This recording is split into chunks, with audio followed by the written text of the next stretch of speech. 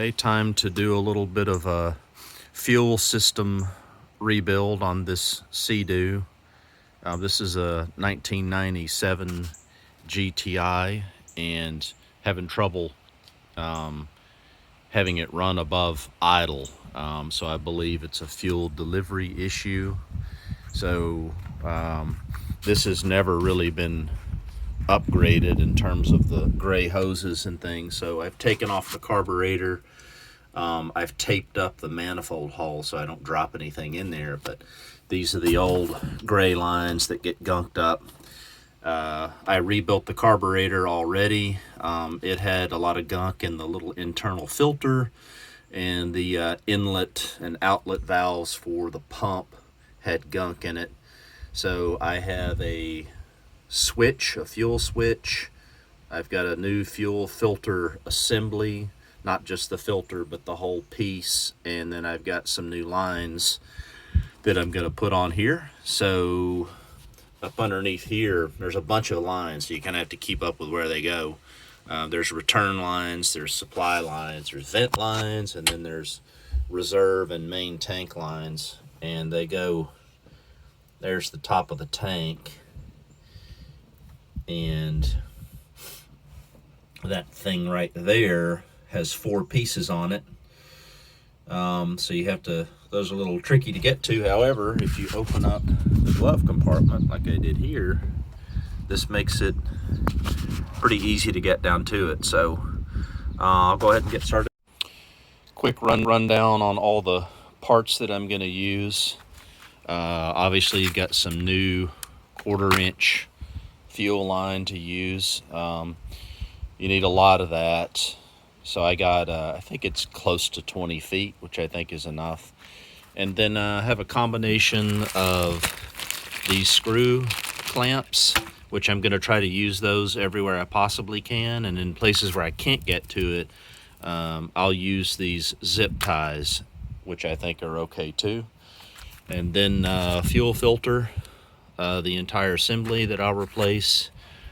This is the switch valve to switch from reserve to main, and those apparently get clogged up. And then also, while I'm in there, I'm going to replace the oil injection lines, the ones that are here. You can see them down in here.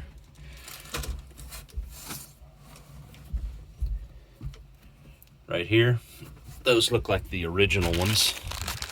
So I'll go ahead and replace those with these Tygon, I think is what they call that. And then, of course, the carburetor, which has been rebuilt. This is the BN 38 or 40 with the Type 2 body style on it. That was pretty easy. This is a rebuild kit, but I didn't use this one. I used a Mikuni OEM one.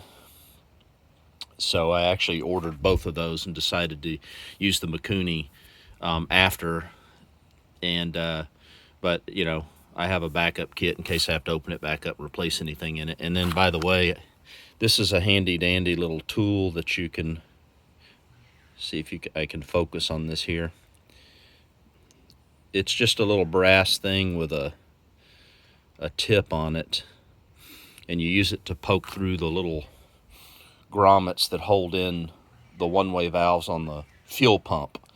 They're a little hard to get in. That was the only thing that was hard about doing the rebuild. And the other thing is these idle screws here.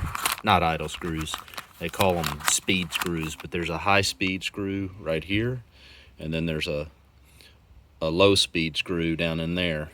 And you'll want to set those according to the spec of your year and model, and Seadoo has a fantastic chart that will tell you how far to back those out. So you, after you rebuild it and replace all the rubber O-rings and stuff like that, you want to reset those and make sure that they're set where you need them to be.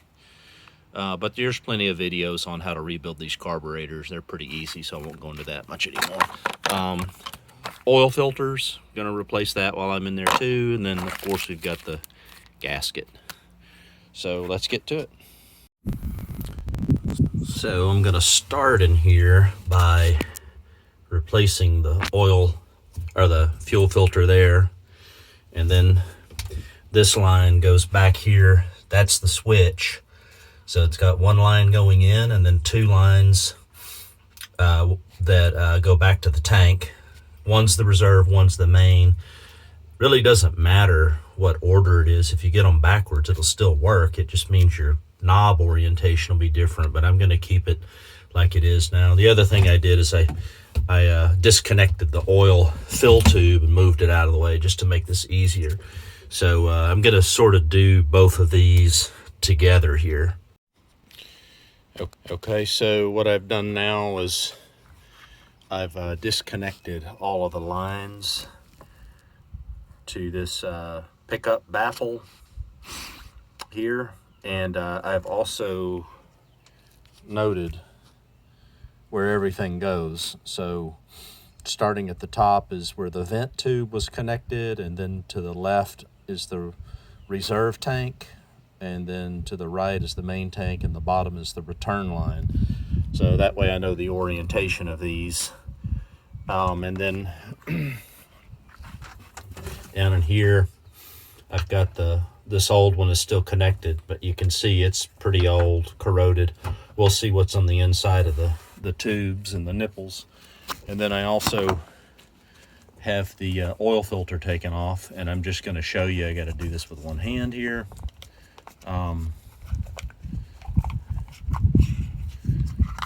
If you look down inside there, it's got quite a bit of trash, and a lot of it poured out when I opened it up. So that doesn't necessarily mean anything was wrong with the filter itself. You can see there's a lot on the outside of the filter, but it does indicate that there's some trash in the tank that's coming up. So I may have to pull out the baffle tube and look inside the tank and see what's in there, if I can get that baffle tube out. I went ahead and pulled out the vent lines. I'll do that first because they were furthest back, easiest to get to. Fuel doesn't really run through these, but they're important for the vent system. I should probably replace these. I think one of these is a one-way valve, but I will take those out, clean them up, and rebuild this piece and put that back in first. So these were a little stubborn to get apart here. I ended up having to take a knife and cut a slit down the edge to release it enough to pull them apart. I didn't want to break them because I'm going to reuse them. But I did test them, and this one is a one-way valve, and it works. And this one is a pressure release. It's also a one-way valve, but it requires a buildup of pressure before it releases. And I just tested that with my mouth. I forgot to bring my vacuum and compression tester, but they appear to be working. I do set up here exactly the same length and everything as the old ones with the right ends on it. I did use zip ties to cinch these down with. I know there's a lot of opinions about that, but these fittings went in super tight. I really had to press them in and use a little bit of silicone on there to get them in there. So I'm pretty confident that these are not going to leak at all. So I'll put that back in. All the vent lines are good. The little piece in the back right up there, that was a real pain in the neck to push that back in. I had to grease the end of the valve and push it into the hole, but I got it in there. And then this goes back onto the very top spot. And do the switch now, and I'm going to do the switch in conjunction with the new filter. That's the old one. There's the new switch I'm going to use, but I'm going to do it all in one piece. So now we've got our new assembly put back together for this. Make sure you pay attention to the directions for the gas flow. So in from the filter needs to come from the switch, because the switch is really just a piece between the filter and the tank. And then this is the old one, and I was just going to show you it's true what people say here about the gunk building up in these things. You can look down in there. I'm not sure if you can see it or not, but quite as gunked up, but you can see it's got a little bit of goo and stuff in there. But it's pretty clear that reserve is basically no reserve. So this switch definitely needed to be replaced. Lines in place. Everything is pretty well cinched down.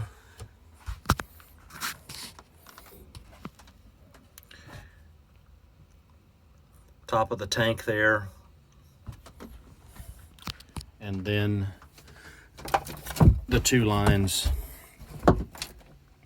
down here for the return and the fuel intake. So we'll connect those up when we put the carburetor on. But before we put the carburetor on, I'm going to replace those little oil injector lines down here. There's one there, and there's another one right there. So using this Tygon tubing here, I've replaced both of the tubes on each side. This bottom one, you actually have to take apart that little screw right there, and then makes it a little easier to put it on. And then they're pretty easy to take off. You have to pinch those clamps off, but you have to be careful not to mess up the brass nipples. But I just put these back on with zip ties, which I'm told is okay because these don't hold too much pressure. So that looks good. And then we'll have to be sure that we bleed these, and there's a procedure to bleed these so that you get oil down into it at idle before you rev it up. So we'll do that when we get it started. So now I'm putting the carb back on. You can see I've got a new gasket down there, and this line here goes down to the crankcase nipple, which is right, where is it? It's back here, kind of hard to see. Right there. And that's what operates the fuel pump. And then, of course, the two nipples back here will go to the return and intake fuel. The trickiest part about this was getting this fuel pump linkage down here working. There's a little plastic elbow right there that you have to put in place, and it basically causes this cable to make a 90-degree turn so that when your throttle opens, it also opens the oil pump at the bottom. And there's a setting down there. You want your oil pump to open in tandem with the throttle, and at idle and just off of idle, when the throttle moves, the oil pump levers should move too. And there's an adjustment for that, which we'll make later once we get all this put together. But that is a tricky part to do, and you have to take the little lever down there on the oil pump and wrap it around counterclockwise till it holds spring pressure before you put the carburetor back on. So we'll do that, and then we'll connect the linkages and the fuel line. Since I've replaced the oil injection tubes, that one and this one down here, they have air in them, and so they need to be primed. And one common way to do that is to take the spark plugs out, which I've done, and then we're gonna crank the engine, and at the same time I'm gonna pull up on the little cable that goes down to the oil pump like this, and that'll open up the pump wide open. And I also like doing that because it means the cable won't slip off of the cam down there on the oil pump, which is a real pain in the neck to put back on. So I need two hands to do this, so I can't actually videotape it. But the reason that we do this is because with the spark plugs out, there's no compression, and so it doesn't really put a lot of wear on your starter motor and suck gas into the cylinders or whatever. You're just turning the engine, which turns the pump, which should prime those lines. I tried the technique of leaving the plugs out and just cranking the engine in the hopes that the oil line down there would fill up. I actually took it off to see if oil was coming through the banjo, and I couldn't get it to prime that line. So I was talking to the good folks there on the Seadoo Facebook page, who have been a huge help for me today, as always. And I ended up getting it working and pumping through. But what I did out of pure paranoia is I disconnected this bottom intake fuel line, and I pre-mixed oil into the gas, and I took my siphon pump, where is it, here, and some tubing and a gas can there, and I sucked out all the raw gas until I pulled up the premix gas in it. So now I've got premixed to the carb. And then I started it, and it ran okay, and I let it idle, and then I noticed that the oil was in fact inching its way through. So I'm going to show you that. It'll, hopefully we can see it again this go. I have the oil throttle pulled wide open here, so I've just attached this tie to the cable that pulls it, and I've pulled the cable up. So right now the oil is open, so when I turn this on, it's going to idle, and I'm going to hopefully look down here. We should see the oil coming in, and we're going to see a big boatload of smoke because we're doubled down on the oil. So, but I'd rather have too much oil than not enough oil. So let's see what we got.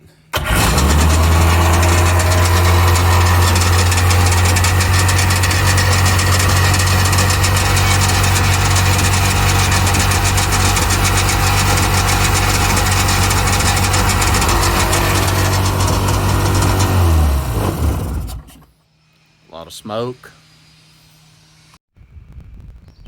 The oil is in fact pumping through those injection lines, so that tells me that it's getting oil and the oil system is working. So I'm going to suffer through this premix oil. It's going to be a pretty smoky day on the lake when I get it in the water, but at least I know that it's working. So we'll continue to put the rest of this back together, and that should take care of everything. And then the last thing I was looking at while I was in here, you should also check this too. The carbon ring here. This one's a little loose, but it mates up against the floating ring that's on the shaft there, and that spins. This doesn't spin. It's being pressured against it with this boot here called a bellows. But if I pull it back, it disconnects, and that gap is where water would come through, so it's just barely touching it. So I probably need to replace the carbon ring, I'm thinking, but I'm going to keep an eye on it, make sure it's not leaking, but I'll be replacing that pretty soon too. So that ought to take care of it. That's all I really have. Hope this helped people. My first Seadoo here, working on it, so so far so good. Let you know what happens. Thanks for watching.